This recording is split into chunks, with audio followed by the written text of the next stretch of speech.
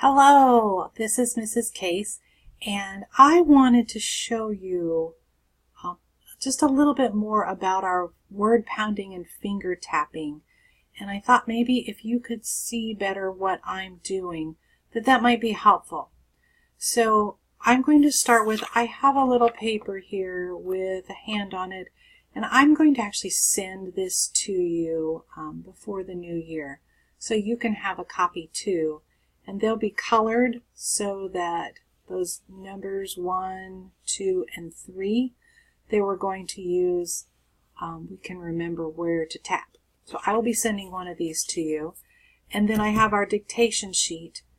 And so when we do a word, so we're going to have our pencil in our hand, and you're going to pound and tap with your other hand.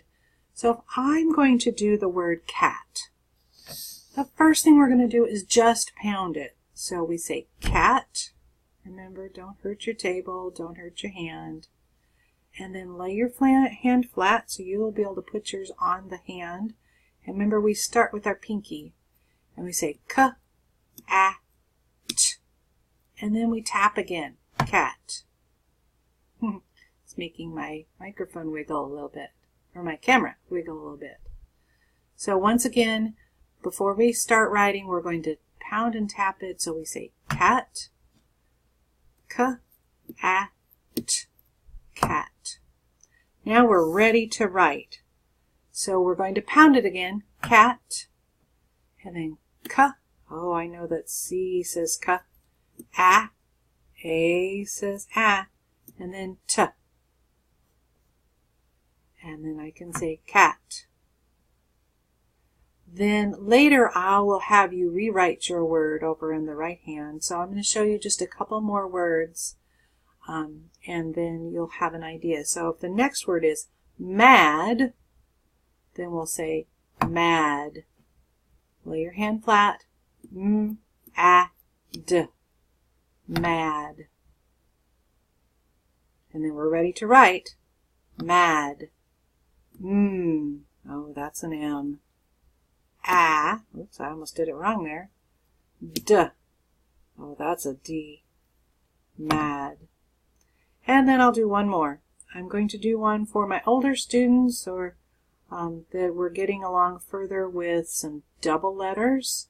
So if I have the word jazz, we're going to pound it, jazz. J-A-Z. Jazz. Remember, we're still only going to have 3 lines, so we're going to pound it, jazz, j. Oh, that's a J sound. A.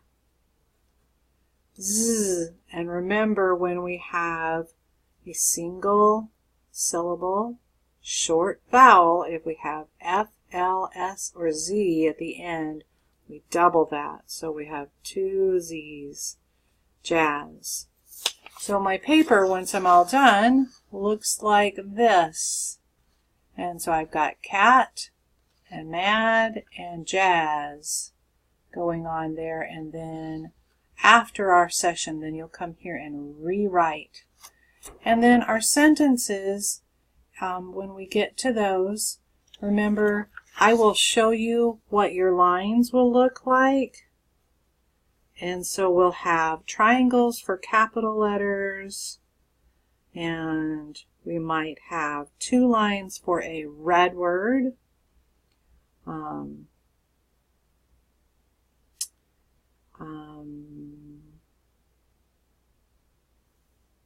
And then we'll have a box for the end of the sentence. So I have actually 2 red words in this sentence, and the sentence is, I am big. So we can even kind of pound it. We know our words. I am big. And I see a triangle, so that tells me I'm going to capitalize that first word, and a double line that tells me that's a red word. So I'm going to write I am. That one we can actually sound out. And big. Oh, I think I better tap that one out. Big. B-I-G. Big. I think I've got it. If I write that word, oh, I've got a box at the end, I need to put an end mark, so I put a period. And so then I have my sentence, I am big. And then, once again later, you will rewrite your sentence without the extra lines and the markings. So that's how we'll do our sentences. So hopefully that helps a little bit as you're doing your word pounding.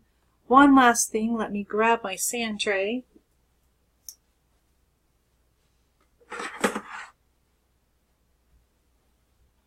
And just as a reminder, when we do our sand tray, so this is going to be upside down to you.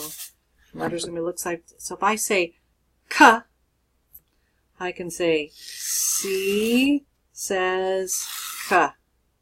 And notice I'm writing and talking kind of at the same time. That's our goal. And then when you're finished, your tray should look, I don't know, that kind of filled in there. It says K. Let me do another one. So if I said the sound is I'm going to say M says And moms, remember that that line at the bottom needs to go from left to right. So that helps us to remember which direction we read. And then finally, one last thing. Remember if we have a letter that goes below the line. So if I said the sound is G, I say G says G. And notice where my line is. It is not below my letter. It is right where the line goes if we were writing this on paper. So this would be the line that we're writing on. So those are the things that we want to look for our students to be successful with these activities. So hopefully that gives you a little perception. I know in Blackboard it's kind of hard to see all these things and do all these things, so hopefully this is helpful. Thanks so much and have a great day.